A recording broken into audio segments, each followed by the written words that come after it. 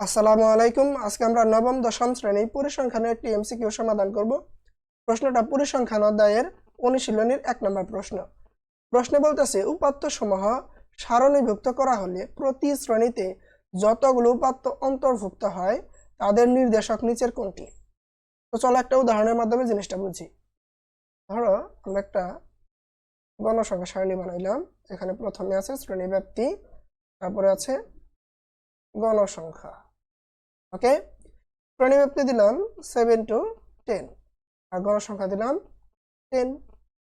তাহলে এখান থেকে আসলে আমরা কি বুঝি? এখানে গণসংখ্যা 10 মানে বোঝাচ্ছে হলো আমাদের এই শ্রেণী মানে 7 থেকে 10 পর্যন্ত এই শ্রেণীতে উপাত্ত আছে 10টা। কয়টা? 10টা, যাদের ভ্যালু 7 থেকে 10-এর মধ্যে বা 7 থেকে 10-এর সমান। তাহলে এই শ্রেণীতে মানে 7 থেকে 10 এই শ্রেণীতে কতগুলো উপাত্ত আছে এটা তুমি বুঝলা কেমনে? এই গণসংখ্যার মান থেকে বুঝলা না যে 10টা উপাত্ত আছে?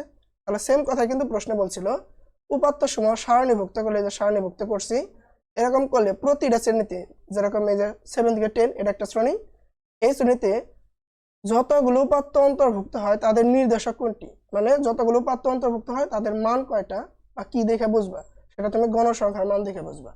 তাহলে দেখো তো কি আনসার হবে? শ্রেণী সীমানা, শ্রেণী মধ্যবিন্দু, শ্রেণী সংখ্যা, এটা হবে না। তাহলে হবে আমাদের ঘ নাম্বার শ্রেণীর গণসংখ্যা, যেটা দেখে আমরা বুঝবো একটা শ্রেণীতে কতগুলো উপাত্ত আছে। আশা করি বুঝতে পারছো। তোমরা যদি এরকম এমসিকিউ দেখতে চাও তাহলে ইউটিউবে আমাদের ফলো করতে পারো। এই ভিডিওর টপে একটা ইউজার নেম দেওয়া আছে @basicscience03, ওটা লিখে সার্চ করলে পেয়ে যাবা।